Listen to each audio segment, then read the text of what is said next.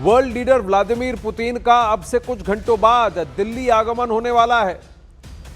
गुरुवार की शाम करीब 6 बजे व्लादिमीर पुतिन का विमान दिल्ली में लैंड होगा। दिल्ली में प्रधानमंत्री नरेंद्र मोदी और व्लादिमीर पुतिन की मुलाकात होने वाली है और इस मीटिंग पर पूरी दुनिया की नजरें टिकी हुई हैं। पीएम मोदी और राष्ट्रपति पुतिन के बीच कौन सी महा डील होने वाली है, इसकी पूरी डिटेल आज अखाड़ा के इस अध्याय में आपको बताएंगे। उससे पहले आपको पुतिन की सिक्योरिटी से जुड़ी एक रिपोर्ट दिखाते हैं। भारत दौरे से पहले उनकी सुरक्षा टीमें दिल्ली में उतर चुकी है और राजधानी अभी से हाई सिक्योरिटी मोड में चल रही है। हम आपको दिखाएंगे पुतिन की उस सुरक्षा प्रणाली की अंदरूनी तस्वीर जो आधुनिक तकनीक और अदृश्य घेरों से मिलकर बनी है।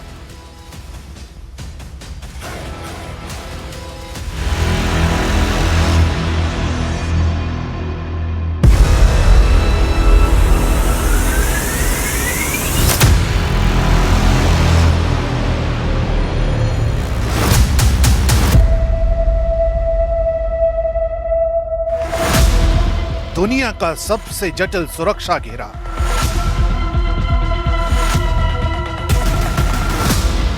पुतिन के सुरक्षा घेरे का रहस्यमय दस्ता।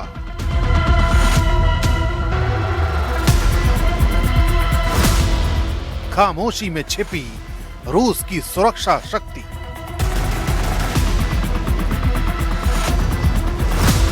पुतिन की सुरक्षा का अदृश्य कमांड नेटवर्क। रूस में राष्ट्रपति की सुरक्षा सिर्फ एक प्रोटोकॉल नहीं बल्कि राष्ट्रीय रणनीति का हिस्सा है। यही वजह है कि पुतिन की सुरक्षा दुनिया की सबसे जटिल और रहस्यमय सिस्टम में गिनी जाती है। इस तंत्र की रीढ़ है फेडरल प्रोटेक्टिव सर्विस यानी एफपीएस।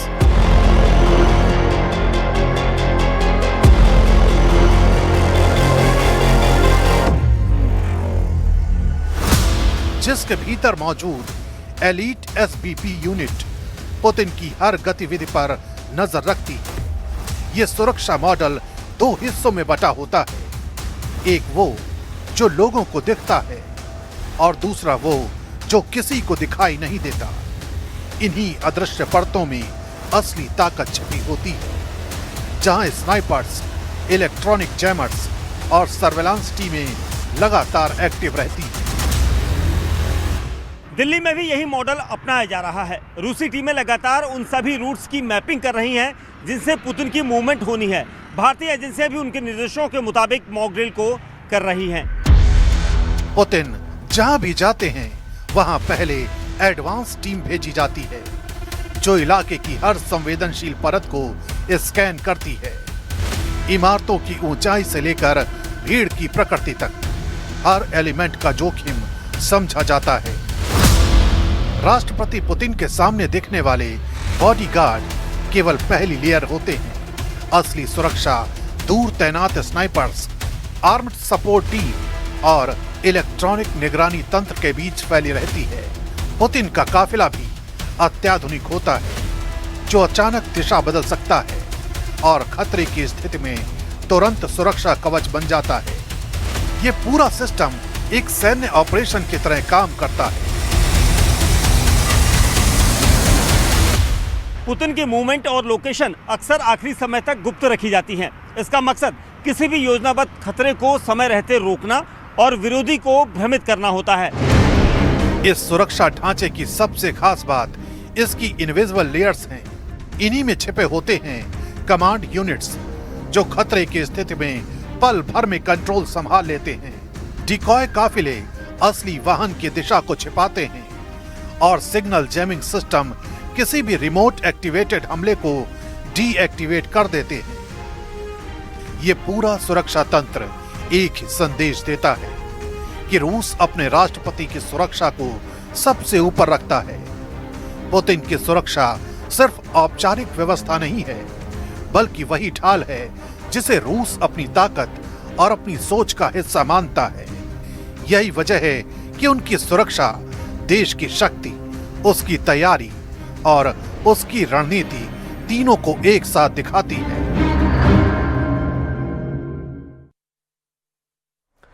पूर्व राजनयिक अशोक सज्जनार जी हमारे साथ हैं। अशोक जी नमस्ते, मैं आनंद नरसिम्हन बोल रहा हूं। सबसे पहली बात बताइए, ये पार्टनरशिप में नो लिमिट का मतलब क्या है? पेस्कोव जी किस तरफ इशारा कर रहे थे? जी बहुत धन्यवाद आनंद, मुझे आमंत्रित करने के लिए। देखिए, भारत और रूस के संबंध तो बहुत पुराने हैं और अभी तो हम जानते हैं 2010 से स्पेशल प्रिविलेज स्ट्रेटेजिक पार्टनरशिप है और पिछले कुछ सालों से तो इसके ऊपर बहुत ही दबाव आया है हमारे ऊपर, भारत के ऊपर। परंतु इन सब दबाव के बावजूद, हालांकि हमने कहा है जो रूस का जो हमला हुआ है यूक्रेन के ऊपर, वो जो यूनाइटेड नेशन संयुक्त राष्ट्र संघ का जो चार्टर है उसकी विरुद्ध है, उसका हमको पालन करना चाहिए। परंतु हमने अपने संबंधों को रूस के साथ एकदम उसमें कोई कमी नहीं आने दी है, उसके ऊपर कोई क्षति नहीं पड़ने दी है जी। हमने डायरेक्टली क्रिटिसाइज नहीं किया है, कंडेम नहीं किया है और हम बराबर तेल खरीदते जा रहे हैं और हमारा जो दायरा है रूस के साथ अपने सहयोग का, वो भी और बढ़ता जा रहा है। उससे बिल्कुल ये मालूम चलता है जो कैसे राष्ट्रपति पुतिन यहाँ पर आ रहे हैं, पिछली बारी प्रधानमंत्री मोदी वहां पर गए थे, तो इसीलिए ये बहुत ही आगे फॉरवर्ड लुकिंग पार्टनरशिप है और मेरे विचार से यही उन्होंने दमित्री पेस्कोव ने इसी तरफ उन्होंने इशारा किया होगा। जी, चीन के साथ नो लिमिट पार्टनरशिप है, भारत के साथ भी नो लिमिट पार्टनरशिप करना चाहता है। इसी पर अगला सवाल भी है, लेकिन एक अपडेट के बाद हमारे दर्शकों के लिए एम्बेसडर साहब आप बने रहें। वहीं दिल्ली इस समय एक हाई सिक्योरिटी ऑपरेशन के बीच खड़ी है। पुतिन का पूरा मूवमेंट सीक्रेट रखा गया है, रूट सीक्रेट है। वो कितने बजे उनका टचडाउन होगा ये भी इस वक्त सीक्रेट है। सीसीटीवी से लेकर ट्रैफिक डाइवर्जन तक हर परत को कई बार टेस्ट भी किया जा रहा है ताकि ये दौरा किसी भी चूक के बिना पूरा हो सके।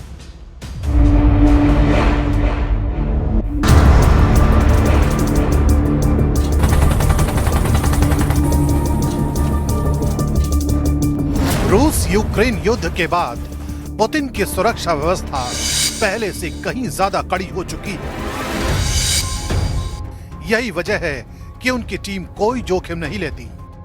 भारत दौरे से पहले ही रूसी सुरक्षा यूनिट दिल्ली पहुंच चुकी है और एसपीजी के साथ मिलकर पूरे सुरक्षा ढांचे की जांच कर रही है। एयरपोर्ट से लेकर राष्ट्रपति भवन तक सभी संभावित रूट्स का मैप तैयार किया गया है।